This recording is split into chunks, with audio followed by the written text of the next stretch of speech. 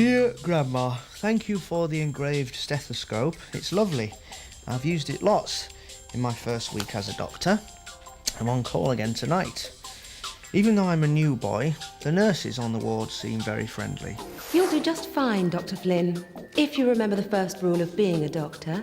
Always do what the nurses say. Dr. Noble is the surgical registrar. He's great too. He's been here 3 years, and he says he'll teach me all I need to know. Now, the first rule of being a doctor is never do what the nurses say. I'm a bit scared. 2 weeks ago, I was a medical student. And now I've worked 60 hours this week already. I just find it really hard to stay away. In this dirty old part of the city where the sun refused to shine, people tell me there ain't no use in trying. We gotta get out of this place, if it's the last thing we ever do. We gotta get out of this place, girl, that's a better life for me and you.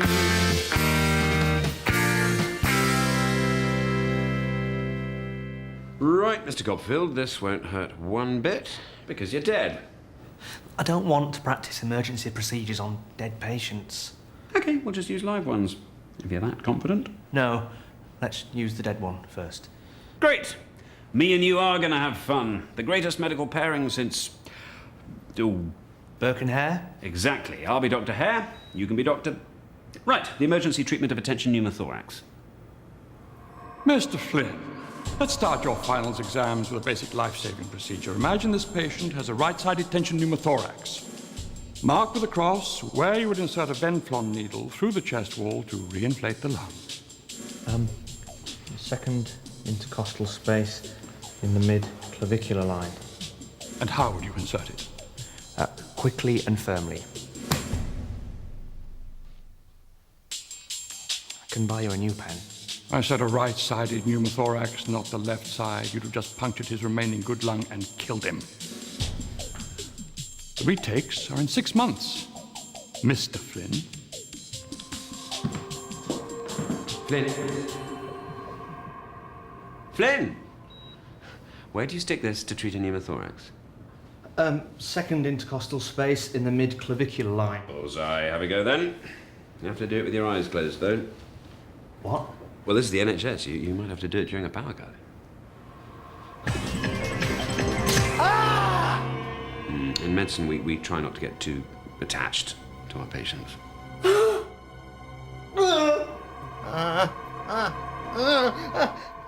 Well, Grandma, I really feel I'm at the sharp end of medicine.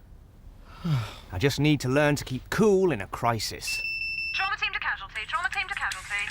Oh, God! Car crash with blunt chest trauma. Trachea is deviated, no breath sounds in the left lung. He's got a left-sided tension pneumothorax. Oh, shit! Sister Hope, Brown Benflon for Flynn's stat. It's all yours, Doc. Pointed end goes in the patient, Dr. Flynn. Power cut! I can't see the patient! Just do it, Flynn! Hey! Great shot, Flynn. Where are all your clothes? Where's yours? Oh, this is another anxiety dream, isn't it? Yes. Oh, why are your clothes still on? Wrong type of dream, Dr. Flynn. But you're gorgeous.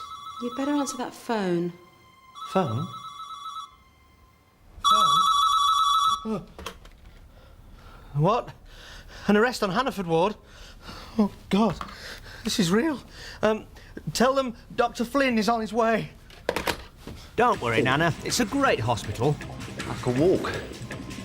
It may seem tough, but the reward, I can walk, is getting the patients back on their feet. Lots of love, Dr. Flynn. P.S. I'm sure it'll all get a lot easier. Nice lie-in, Flynn. Sorry. I don't want all these weird dreams and... Save it for the coroner, Flynn. Right, how long have we been going? 10 minutes longer than we should have. This is meant to be a resuscitation, Dr. Noble, not an aerobics workout for my staff nurse. OK, sister, I'm calling it. Time of death, 3:20 a.m. I think now would be a good moment for us to say a little prayer for the deceased. Flynn, you're Catholic. Yes. Would you like to say a few words? Oh, Lord, pray for the soul of this dearly departed person. Ashes to ashes. Oh, what? Very moving, Flynn. It was a lovely service. Actually, Dr. Flynn, we have a chaplain for that sort of thing. Get the rib spreaders, I'm going in. I want the biggest, baddest bone saw in the building. No, Reverend, you're too late. We've lost the patient. No, you haven't. She's there, look. No, the patient's dead. Dead. Oh, I could have done more, much more, so much more. You're not a surgeon anymore, Reverend. The best thing you can do now is pray. Oh, yes, of course. I'll pray. Good idea. I'll pray. Who to? God? That's the chap. Why does he allow so much suffering? Come on, Reverend. Let's get you a nice cup of tea. I can do more, much more, so much more. I don't understand. He used to be the casualty consultant here, and he cracked. Complete breakdown. Very sad. The only way they'd allow him back in here was as the hospital chaplain. Chaplain? He doesn't even believe in God. That's all right. He's Church of England. Right, I better go out and calm down the ward. What's wrong, Flynn? This is my first patient who's died. In the NHS, we don't think of it having lost a patient, more gained a bed. Right, you lot, I know you're all awake. Sadly, Mrs. Gibbs has passed on. Now, I know it's no surprise to any of you. She'd been circling round the plug hole for a while now. Any questions? And before you ask, none of you can have her television.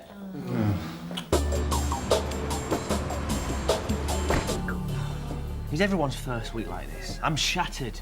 I hate being on call. I just want a normal 9-to-5 job. This is 9 to 5. 9 a.m. to 5 p.m. the next day. Right, that's Mrs. Gibbs's notes done. And next time, Dr. Flynn, please do run to the arrest calls. We like to arrive before the chaplain. I did run. I ran straight into that door. Do you think I've broken it? No, door's as solid as a rock. My nose. Looks like it might need a little bit of TLC. Well, please don't make a fuss. Staff nurse Judy. No, don't. Yes, Dr. Noble? You couldn't clean up Dr. Flynn's nose for him, could you? Certainly, Doctor. That's no problem. Now, Dr. Flynn, would you like Dr. Noble to hold your hand? It could sting. No, really, it's fine. I'll go to my I'll room. clean that nose, Dr. Flynn. No, please. No bother, this might sting. You won't scream like a little baby? No. Right. If you'd just like to introduce your semen sample through your wife's cervix. Oh, every bloody time, Jeremy! I'm so embarrassed. I didn't think a bit of dilute alcohol could sting so much. No, dilute alcohol doesn't. Sister is using the hard stuff. 100% pure alcohol. Ooh, stingy. Oh, but... An old trick the nurses play on the patients they don't like. Sister Hope was just letting you know who's boss. Oh, can I go back to bed now, please? Yeah, I used to get as dog-tired as you once, Flynn. Then I discovered an amazing coping strategy. Naps. Caffeine. All over this fine hospital, doctors are only awake thanks to coffee. Coffee is the lifeblood of the hospital, more precious than grapes, chocolates, even Lucozade. Without coffee, the NHS would collapse. And if you want coffee, you have to be nice to the nurses. Come on. Yes.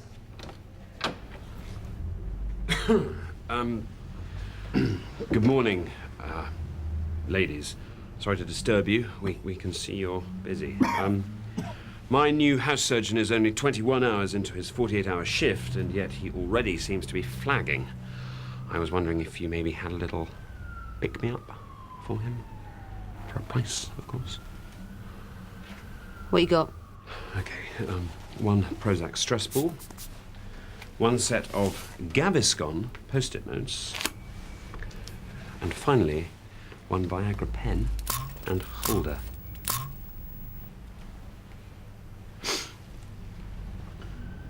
Plus a stethoscope. Deal. Hand yours over, Flynn. Oh, but this was a present my grandma gave me. It's engraved. Flynn! To my little boy, now a big grown-up doctor. God bless Nana. Two.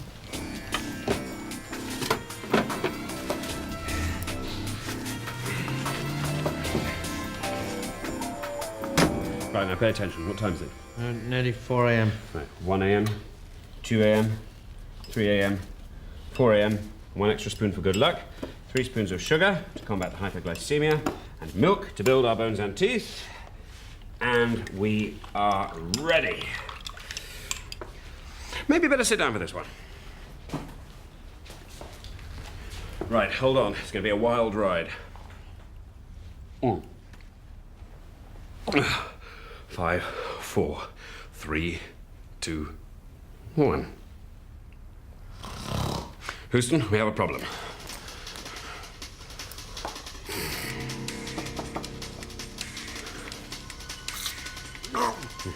What? Work to do, Flynn. You've got to see an admission who's been sent up to the ward. Mr. Copperfield. Possible appendicitis. Let's do it! Sister, what bed is the abdo pain in? Mr. Copperfield is in the side room. But that's Mrs. Gibbs's old bed, isn't it? Isn't it bad luck to be admitted into a bed someone's just died in? Flynn, it's kind of bad luck to get admitted to this hospital, full stop. Sydney, the porter is bringing him up now. It would have been quicker to walk up here myself. I'm rushed off my feet. I'm like a busy bee buzzing from one job to the next. Well, except I don't actually buzz and I haven't got pollen sacs in me groin. Could I please get into a bed and lie down? The side room, Sydney. No, I think I can walk the last bit. Thank you. Oh. Oh. Ah. Mustache, sister. I've got an urgent delivery of painkillers for the labour ward. They've been waiting 2 hours already. Remember what they taught us at the natural birthing classes. Just breathe through the pain. Just get me the fucking painkiller! What's wrong, Flynn? Him. That patient, Mr. Copperfield. I think he's the man of my dreams. Flynn? No, the man in those weird dreams I was having earlier. Kept having to stick Venflons in his chest to treat a tension pneumothorax. I think those dreams were premonitions. He's only got a tummy ache. Why would he suddenly get a tension pneumothorax? Fate. You see, when I failed finals... You failed finals? Yes, but I don't want people to know. You won't tell anyone, will you? Especially the nurses. Okay. I failed finals because in the practical exam I didn't treat a tension pneumothorax entirely correctly. So this is where I get to redeem myself. Maybe God is testing me. Yes, look, just go and clerk him. I'll join you in 5 minutes if you're still worried. And you won't tell anyone about my failing finals, will you? Everything okay, Dr. Noble? Fine. Did you know Flynn failed finals?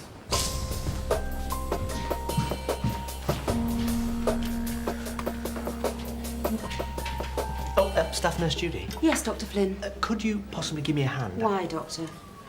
Well, I need to examine Mr. Copperfield. Yes? Well, that's it.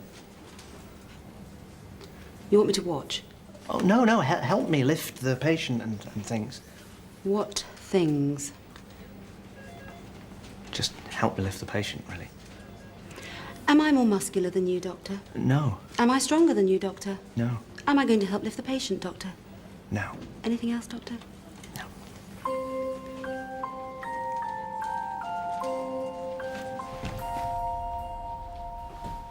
Mr. Copperfield, I'm Dr. Flynn. Now, I understand you have a bit of a tummy ache. No. No? No, my 5-year-old daughter has tummy aches. I, on the other hand, have severe lower abdominal pain, and have had ever since I arrived in casualty over 10 hours ago. Any other stupid questions? You've never had a tension pneumothorax, have you? What? I better just put a mark on your chest, second intercostal space in the mid-clavicular line, just in case. In case what? In case... Just in case. Right, what do you do for a living? I run a coffee bar. Coffee bar? You sell coffee, you don't have a sample with you, do you? Oh, brilliant. Yeah. This is urine! What? I thought it was coffee. Are you mad? No diabetes, that's good. Mr. Copperfield, I'm Dr. Noble, the surgical registrar. Just relax while Dr. Flynn tells me all about you. He sells coffee. Coffee? I just need to examine you, Mr. Copperfield. Oh! Yes, we like the odd cup of coffee, don't we, Flynn? Could you point with one finger to where the pain is most, please? Right, pain here. Yes, Christ, yes. You must have more coffee than you know what to do with. Can you tell me what hurts most, this or this? Ah! Yes, we do like our coffee. Now, I just need to do a rectal examination. No, Christ, I give in. You can have coffee, all the coffee you want. Right, good. Let's get you to theatre then. Theatre? For surgery, you've acute appendicitis. Could I have a second opinion, please? Certainly, Dr. Flynn. Yeah, he's right. Dr. Flynn, you are interested in anesthesiology? No, Gasman. Well, sort of. Have you ever felt pain, Flynn? True pain? Yes. How did it feel? Exciting, exhilarating, sexually charged? Huh? No, it was just bloody painful. Oh, I see. Only by feeling or inflicting pain do we know we are truly alive. Yeah, but your job is to relieve pain, though, isn't it? Alas, such thoughts were not fully appreciated in my homeland, Germany. Only here in the NHS have I found a healthcare system so accepting of needless suffering. It is the envy of the world.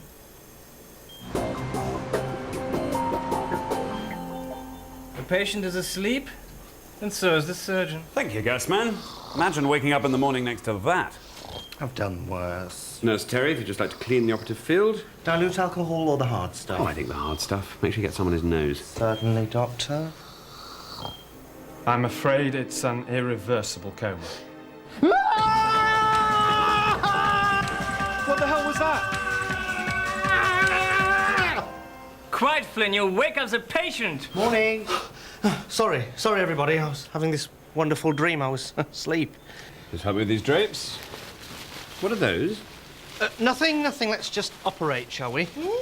Touchy. They look like the sites where you would insert a Venflon to treat a tension pneumothorax. How strange. Flynn, you're not still obsessing about that. No. A bit. He's been having these disturbing dreams, Terry. Really, Dr. Flynn? Dry or...? In the dreams, he kept having to stick a Venflon into Mr. Copperfield's chest to treat a tension pneumothorax. Ah, the Jungian analysis is that these are anxiety dreams. Flynn seems fixated on inserting Venflons into chests. Can you think why, Flynn? No. Come on, Flynn. That's how you failed finals. You cocked up a pneumothorax, remember? And what's the Freudian analysis? That he is a repressed homosexual. Oh, what? Dr. Flint, don't dream it. Be it. But I'm not. I'm not. Let's just operate. Okay, Gasman, can I start chopping? Don't worry, he won't feel a thing. Except that. You English are such wimps. Where's his stiff upper lip, huh? Looks like he's just bitten through it. Okay, time to slice and dice. Well, that appendectomy went very well, I thought. Yes. And no pneumothorax as yet, eh, Mystic Meg? You just had to tell the gasman about the dreams, didn't you? And now they all know that I failed finals, too. Sorry about that, Pim. I just slipped down. Relax, look, theatre's like the consulting room, or the confessional. Anything discussed there remains entirely confidential. Really? Oh, yes. Anything you'd like to get off your chest, Dr. Flynn? X marks the spot. This is a nightmare. Rise above it, Flynn. Dr. Flynn! Yes? Could you help me, dear? Yes, what's the problem? I think I may have a tension pneumothorax. Well, news about your dreams seems to have spread quicker than gastroenteritis in a nursing home. Well, at least no one will have told Sister Home Nurse Judy that I failed finals.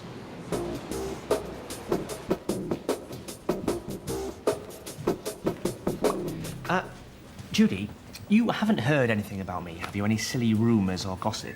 It's okay, Dr. Flynn. I know all about it, and it's really not a problem.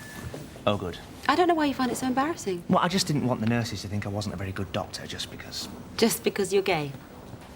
Gay? No, I'm not gay, no. I'm just a failure. Could you have a word with Mrs. Copperfield? She's been asking to speak to a doctor. Hello, is it Dr. Flynn? Yes, it is. I am he. How is my husband? Please be honest. Well, he's a bit grumpy, isn't he? No, his condition. Are you worried about him? Worried? Why? Has someone said something to you? Look, he's not going to get a pneumothorax. Those dreams weren't premonitions. We're not worried at all, Mrs. Copperfield. He's very comfortable. He'll be nil by mouth for the next 48 hours, and he should be home in around 5 days. Yes, that's right. Thank you, Stephanie. Oh, good. Dr. Flynn, my husband wanted me to give you this. It's a sample. Ah, urine or stool? Coffee. Coffee? Oh. Great, thanks. Thank you. Right, better get home.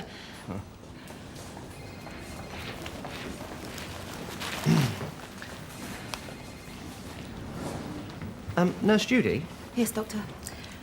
I don't suppose you'd like to go for a drink with me one night, would you? Am I unattractive, Doctor? No. Am I desperate, Doctor? No. Am I going to go on a date with you, Doctor?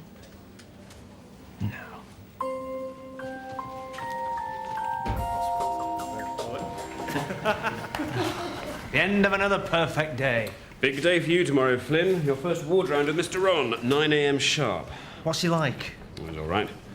If anything goes wrong, he just blames me, the registrar. That's unfair. Not really. I just blame you, the house surgeon. And who do I blame? Your parents? Oh. Now, are you sure you still want to do this with Copperfield's stash? That's a whole lot of coffee just to be giving away. It's the only way to stop the madness. Right, let's do it. Could you send out an emergency bleep to all duty doctors that there's coffee brewing in the mess, courtesy of Dr. Flynn?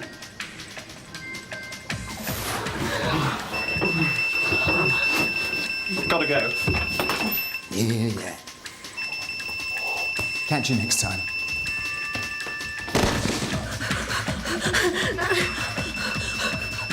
Back in a bit.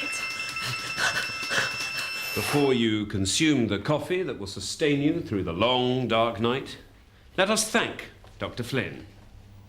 And as a gesture of gratitude, might I suggest that all mentions of tension pneumothorax, failing finals, and village people cease forthwith. To Flynn! And to coffee! Coffee. It's a bad fix, man! It's decaf!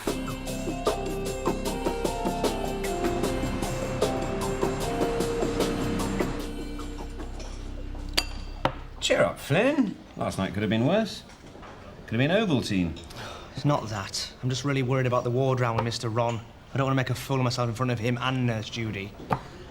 And me, and sister, and the medical students. It's the ward.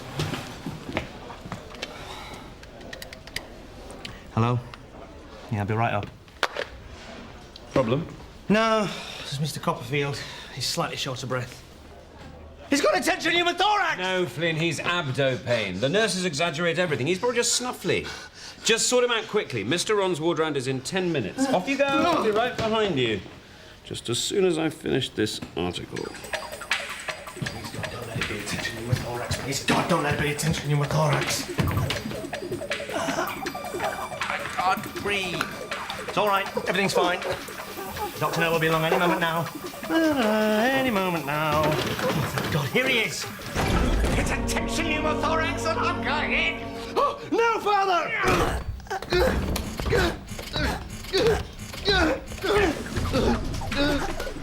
Is everything okay?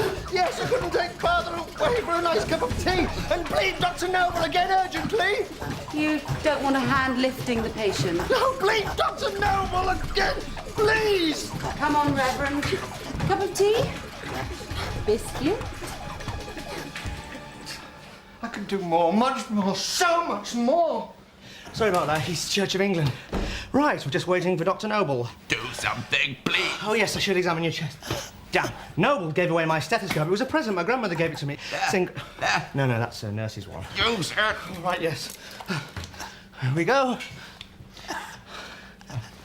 No breath sounds. The chaplain was right. It's a tension pneumothorax. I knew this was going to happen. Right, X marks the spot.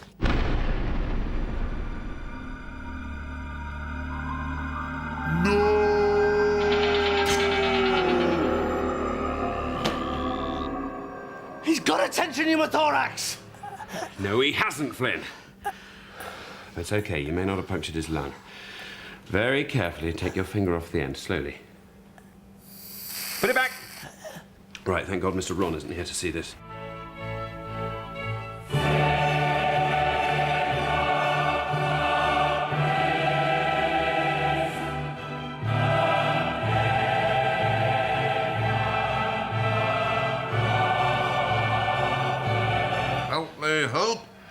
OK, Mr. Copperfield, if you just sit forwards.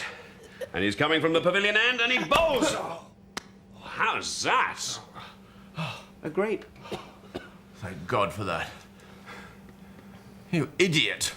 Why did you stick this thing in my chest? Yes. I was just trying to take some blood. Blood? Direct from my lung? That's where it's reddest. If you just excuse us.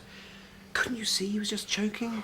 I mean, did you even examine him? Yes. No breath sounds in the left lung. What do you expect if you use a nurse's stethoscope? You can hear a Motorhead concert through one of these. Look, this one's made by the Early Learning Centre. Yes, well, if you hadn't given my stethoscope I hate away... to interrupt, but I think you ought to know that I am going to sue both of you. Mr. Copperfield, what does that sign above your bed say? Nil by mouth. Nil by mouth, yes. So how did this grape end up in that mouth? Disobeying doctor's orders, weren't you? Right, just pull this thing out of my chest and we'll forget all about it. I'm afraid it's not that simple. We're going to have to withdraw it slowly over a few days to allow the hole to heal over. Otherwise, your lung would just collapse. Are you sure? I believe you. He doesn't have to stay on the end of it for days, does he? No, I'll just screw a cap on it now before Mr. Ron gets here. Someone mentioned my name. Oh, shit. Thought I'd start my teaching round early today. You don't mind if I use you to teach my students, do you, Mr. Copperfield. Copperfield? Well, Good. In you come. Yeah, who are you? Oh, I'm your new house surgeon, Dr. Flynn. Flint? Flynn. Flint. Ah, Flint, you're the one they've been telling me about. I'm not gay, Mr. Ron. That you failed your finals. Oh, yes. A minor technical error, sir. Yes. Well, Flint, the mortuary is full of minor technical errors. This case? Mr. Copperfield, 36 hours post-appendectomy and doing very well. Now, we have an excellent teaching case on the main ward. Dr. Flynn, where's your hand? Oh, I'm just keeping it warm, sister. Is that a gay thing, sister?